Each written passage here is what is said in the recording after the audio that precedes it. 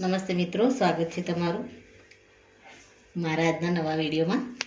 મિત્રો, આજે આપણે બનાવીશું ખંભાતના સ્પેશિયલ એવા દાબડા ભજીયા। તો એના માટે મેં 2 વાટકી ચણાનો લોટ લીધો છે। એને આપણે સારી રીતે ચાળી લેવાનો છે।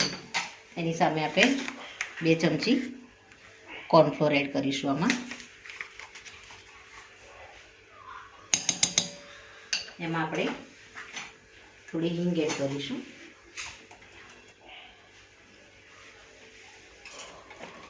થોડું આપણે એમાં મીઠું એડ કરી દઈશું ટેસ્ટ મુજબ। હવે આપણે એમાં પાણી એડ કરી અને લોટને આપણે એક બહુ પતલું નહીં અને બહુ ગાઢું નહીં એવું બેટર રેડી કરી દઈશું આપણે। મિત્રો, આમાં આપણે થોડું પાણી એડ કરી અને મીડિયમ આપણે બેટર તૈયાર કરી દઈશું। આપણે લોટને ચાળીને લીધો છે એટલે આપણું બેટર આસાનીથી તૈયાર થઈ જશે।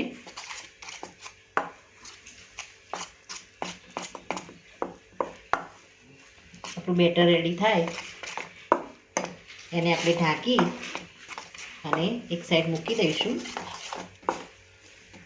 ત્યારબાદ એમાં જે મસાલા કરવાના છે એ મસાલાને આપણે લઈ લઈશું। તો મિત્રો, આપણે બેટર રેડી કરી દીધું છે।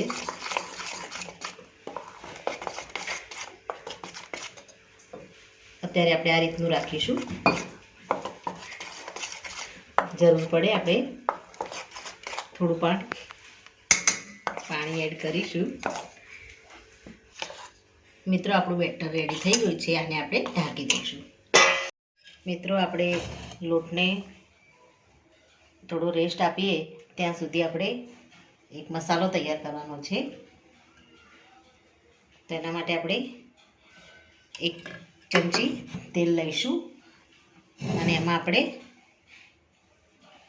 2 થી 3 ચમચી આપણે લોટને શેકી લઈશું। આમાં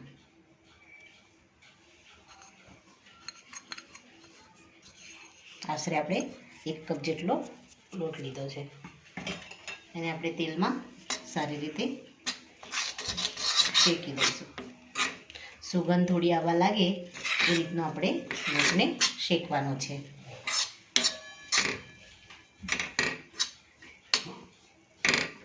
આ રીતે આપણે એને ગાંઠા ના પડે એ રીતે આ રીતે ભાગતા જઈશું અને લોટને આપણે શેકતા જઈશું। લોટને આપણે બળવા નથી દેવાનો, ધીમા ગેસ ઉપર જ આપણે આને શેકવાનો છે। સુગંધ થોડી આવવા લાગે ત્યારબાદ આપણે ગેસને બંધ કરવાનો છે। ત્યાં સુધી આપણે ધીમા તાપે જ આને શેકીશું। મિત્રો, આપણો લોટ છે એ સરસ રીતે શેકાઈ ગયો છે અને એમાંથી શેકાવાની પણ સરસ સુગંધ આવવા લાગી છે। હવે આપણે ગેસને બંધ કરી દઈશું અને લોટને આપણે થોડો ઠંડો થવા દઈશું અને આને આપણે મિક્સરમાં મસાલા સાથે ક્રશ કરવાનો છે। થોડો આપણે આને ઠંડો થવા દઈશું। મિત્રો, આપણે લોટ ઠંડો થાય ત્યાં સુધી બધા મસાલા કરી દઈશું। તો એના માટે મરી લીધા છે, લવિંગ આપણે લઈશું 7 થી 8, જીરું લીધું છે, ધાણા લીધા છે આખા, મરચું, ગરમ મસાલો, તલ અને આપણે 10 થી 12 કળી આપણે લસણ લઈશું। આ બધાને આપણે મિક્સરમાં એડ કરી દઈશું। તો મિત્રો, આપણે આમાં ધાણા જીરુંનો પાવડર પણ એડ કરી દઈશું। લવિંગ અને આ જે મસાલા આપણે જે લીધા છે એ બધા જ આપણે આની અંદર એડ કરી દઈશું।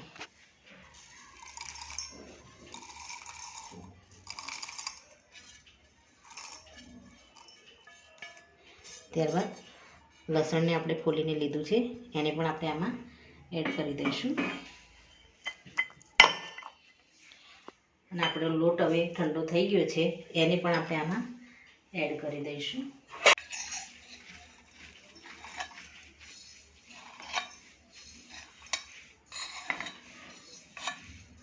બધો જ લોટ આપણે આમાં 1 કપ જેટલો જે લોટ લીધો છે એને આપણે આમાં એડ કરી અને મિક્સરને દરદરું આપણે પીસી દઈશું. મિત્રો આપણે મીઠું એડ કરીશું ટેસ્ટ મુજબ. એમાં આપણે થોડી ખાંડ એડ કરીશું, અડધી ચમચી જેટલી.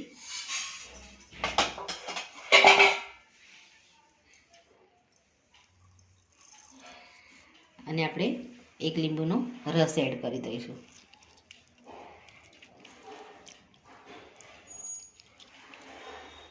મિત્રો આપણે મસાલાને મિક્સરમાં એકદમ સારી રીતે આ રીતે દરદરો ક્રશ કરી લીધો છે.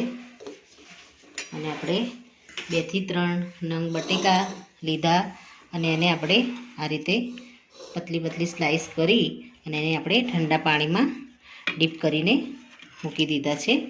તો હવે આપણે ભજીયાને ઉતારવાની શરૂઆત કરીએ. પહેલાં તો કઢાઈમાં આપણે તેલને ગરમ થવા મૂકી દીધું છે.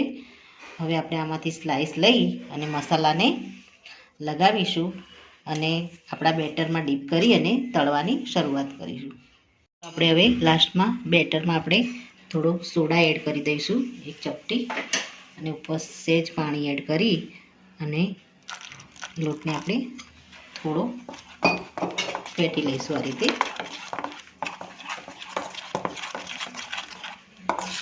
આપણે તેલને મીડિયમ ગેસ ઉપર મૂક્યું છે. હવે આપણે મસાલામાંથી બટેકાની આપણે સ્લાઈસ લઈશું અને એના ઉપર આપણે આ રીતે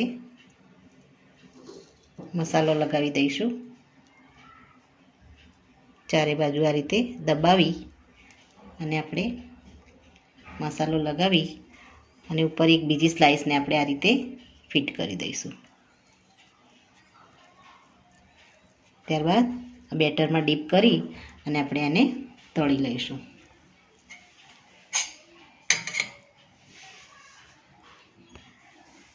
આપણું તેલ મીડિયમ ગરમ થઈ ગયું છે.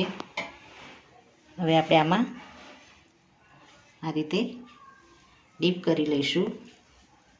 ગરમ તેલમાં ફ્રાય કરી લઈશું. આપણે ગેસને મીડિયમ રાખીશું. આ રીતે આપણે બધી સ્લાઈસ ઉપર મસાલો લગાવી દઈશું અને બધા જ ભજીયાને આપણે આ રીતે ઉતારી દઈશું.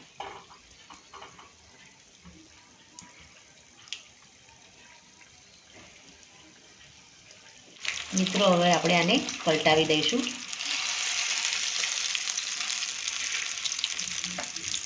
આ રીતે આપણે બધા જ ભજીયાને ફ્રાય કરી લઈશું. મિત્રો આપણા દાબળા ભજીયા તળાઈને રેડી થઈ ગયા છે. આ રીતે આપણે બધા જ ભજીયાને તળી દઈશું. તો મિત્રો રેડી છે આપણા ખંભાતના ફેમસ એવા દાબલા ભજીયા. એને આપણે અંદરથી આ રીતે કટ કરીએ તો એવો સરસ મસાલો આની અંદર આ રીતે ભરાયેલો દેખાય છે. મિત્રો આને ગ્રીન ચટણી સાથે તમે સર્વ કરી શકો છો. આપણે પેરી પેરી મસાલો એડ કરી અને આને સર્વ કરીએ છીએ. તો મિત્રો આ સાથે મારો આ વિડીયો પૂરો થાય છે. જો મારો આ વિડીયો તમને ગમ્યો હોય તો લાઈક કરજો, શેર કરજો અને તમારી ચેનલ દેશી સ્પૂનને સબસ્ક્રાઈબ જરૂરથી કરજો. અને કમેન્ટમાં જરૂરથી લખજો કે મારી રેસીપી તમને કેવી લાગી. ફરી મળીશું એક નવા જ વિડીયો સાથે. ત્યાં સુધી આવજો મિત્રો. Thank you.